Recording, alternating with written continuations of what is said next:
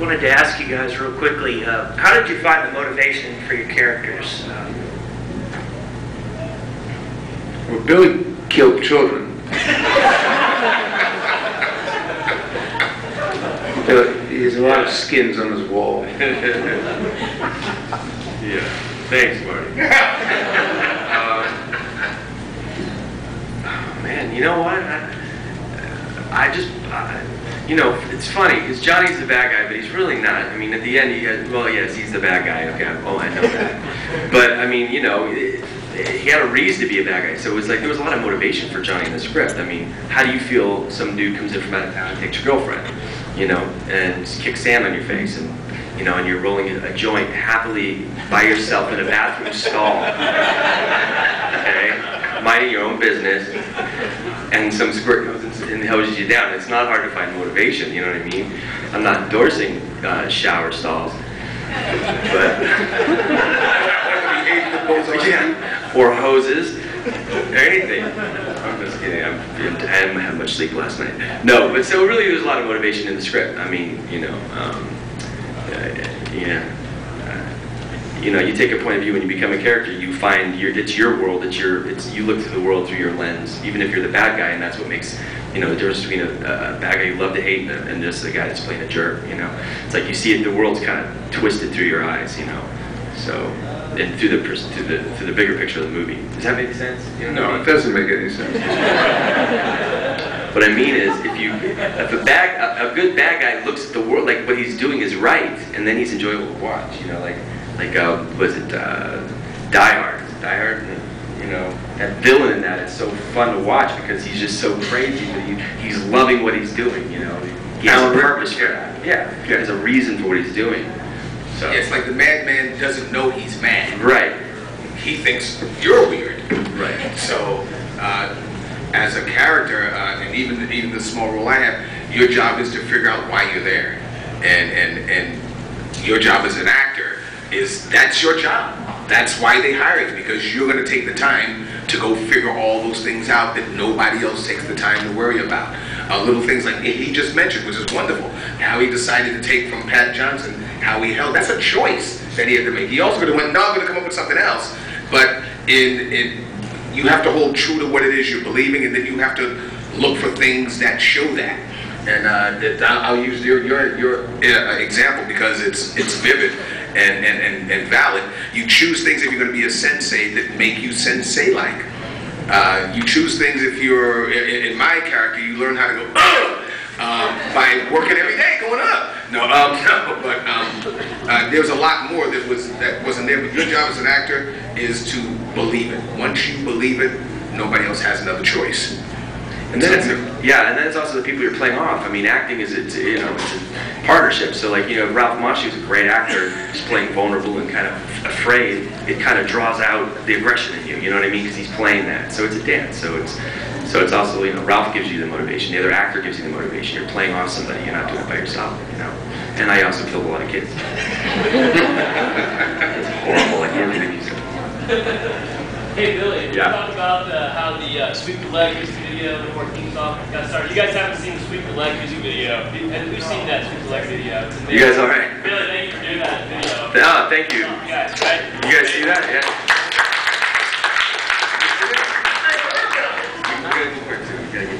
Sweep the leg. They all come up here and say sweep the leg. I'm like, huh? No, it's a music video. It's a music video. It's like a 7-minute thing. It's like crazy. It's funny. It's on YouTube. It just passed like 2 million views. So check it out. Yeah. Wow, very cool. Thanks. He's not just a pretty face, but he's good. Thank you. He's director, he writes, he's very funny. I just got a question for Billy. During the 80s, you did a really good job of kind of playing the bad guy through several movies. Did you find yourself getting tired of that typecast? You do it really well. It's awesome. Or did you fully embrace it? I'll talk to you about that later. Outside. Oh man, you know, when you're 18, 19 years old and they're offering you movies, you don't care what you're playing. You're just like excited to get on a plane and go out per diem and eat food with the craft service truck and So I embraced it. I mean, any role you get, I love playing the bad guy. I really enjoy playing the bad guy. When Back to School came around, that would have been my third one, and then of course European Vacation. So it started becoming a pattern. I'm like, But Back to School was like the last one of them all, and I said, no, I'm not doing another bad guy. But then you look at the cast, and it was like, I have to do it. So it's great to be cast. People are like, you typecast, yeah. So what? I'm cast. So of course, it's an honor. Of course, but I do play good guys and stuff too. In my home videos.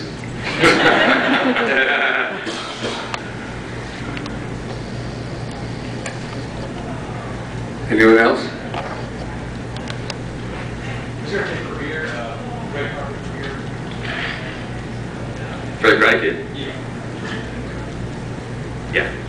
It wasn't really a premiere. It was like a preview. Yeah, it was in Westwood. It was like, it wasn't like a premiere like today. It wasn't like the new Karate Kid premiere, like international press and craziness, No, it was just a screening. It was a screening. Yeah, it's a screening, yeah. I mean, this was a little movie. I think it was $9 million, the budget.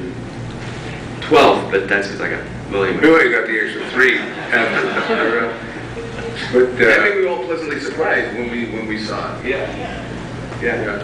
Because, like he said, a lot of us were kept away from each other, so we only saw it in pieces. So sometimes as an actor, you only work. It'll be a 45-day shoot. You may only work a week or 2 weeks, but the film is still being shot the other couple of weeks, and you don't really get to see what's there. You read the script, but that's the literal interpretation. When you get guys like John Alvinson, Marty Coe, Zacco, Ralph Macchio, they bring layers and colors to that script, and it's generally nothing like what you read.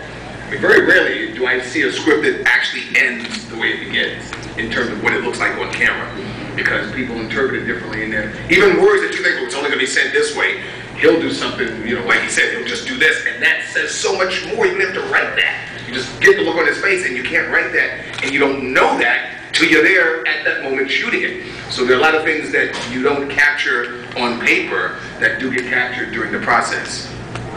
I mean, I think that, years ago in the 40s, people like Humphrey Bogart were able to do half a dozen classics. James Stewart, Cary Grant, they were able to do classics where, actors they'd write for actors, and a room would write, 12 writers would be writing a Warner Brothers for Humphrey Bogart in the 40s. But now they don't have that anymore. So as an actor, I think you're really fortunate to be part of a classic, and I often think of modern day actors have more classics under their belt. It would be Harrison Ford, really, having the Star Wars films and Raiders of the Lost Ark, but there aren't too many actors that can go more than 1 or 2 classics in their resume, and we're all fortunate to be part of this. I did Rambo, and Rambo's a terrific action picture, but I don't think of it as a classic like Karate Kid, which you could just see over and over and over again, like The Godfather. Find new things all about it, Godfather 2, you can find new things about the movie all the time. I find fascinating things about the Wild Bunch because I'm into Westerns, and, there are certain movies that just go on and on and on that it's such a pleasure to watch. So I think we're all real fortunate to be part of this legend and working with, John Avildsen, who put the lid. I don't remember a lot of direction. I remember really just no twinkles, no smiles. Don't give the Marty Cove, no smiles, just darkness. And that was it. 4 or 5 directions in the whole 3 movies that I did with him. And he had a focus. He had a really strong focus. He knew what he wanted. And he got who he knew. He got us. He knew we were going to deliver, so we didn't have to do much. He saw it in the audition, and he kind of let us go. I remember I asked him one time, I'm like, how about if I do this? He goes, no. You just think about it, it's a really long explanation. What if I turn him around and I hold him like this, and I put him up like that, and he's like sweating, and I'm holding like that, I elbow him and like this. He goes, no. And he just walked away. But it was great. But he'd get us to do our thing. I mean, he would just kind of, I saw some dailies before the movie came out, and I was horrified at my performance. I mean, I'm like, can I get some stuff? I want to get an agent, can I have some tapes? And they sent it to me, and I was just like, oh my God, it's horrible. So I mean, like, you know, the best movies you're in are because you have great directors, great editors, and they make that. You know, they're the artists that are crafting this big picture, and you're just lucky to be a part of their vision, to be honest with you. Because, you know, I've done great work in really crappy movies, you know, that you saw it a certain way, but the guys behind it only are such a certain level, you know, and you got the, you know, masters truly, like these guys. You're just lucky that they picked you and put you in their canvas, and that's really it. And they shaved out your bad stuff. And they, you know what I mean? And then, you know, I mean, I think, you know, you can have. Yeah. I really do. There are 9, maybe 5 good directors. I mean, Martin Scorsese and all. And if you just know your character, you don't have to do anything in their movies. You just have to be there and show up. I remember John Avildsen would say, I'm not paid to teach you guys how to act. You guys have to have learned how to act. I'm hiring you because you're right for the role. And he said that to me, and he says, I'm not here to teach anybody to act. You know, you got to see him, we do it. You're supposed to know how to do it. And that's how he felt. And you know, once in a while, guys like Martin Scorsese, I did Wyatt Earp with Larry Kasdan, gave me 1 or 2 things and then lets you run with it. And because they have a whole vision, that's why they're entrusted with $100 million to make a picture, you know, and these characters just have a vision and don't have time for the actor's neediness, which is what we're all guilty of, you know. Actors are, Jerry Weintraub, the producer of the movie, says actors are so needy, you know, and he's right, acting is very needy, but you get in a big movie, no time to nitpick and be needy, because they'll just replace you or just let you look, you know, let you put you next to the wall and watch it dry like paint. You know, you better just have it together. Billy always has it together, and so does Larry. That's why we're here to hold you up.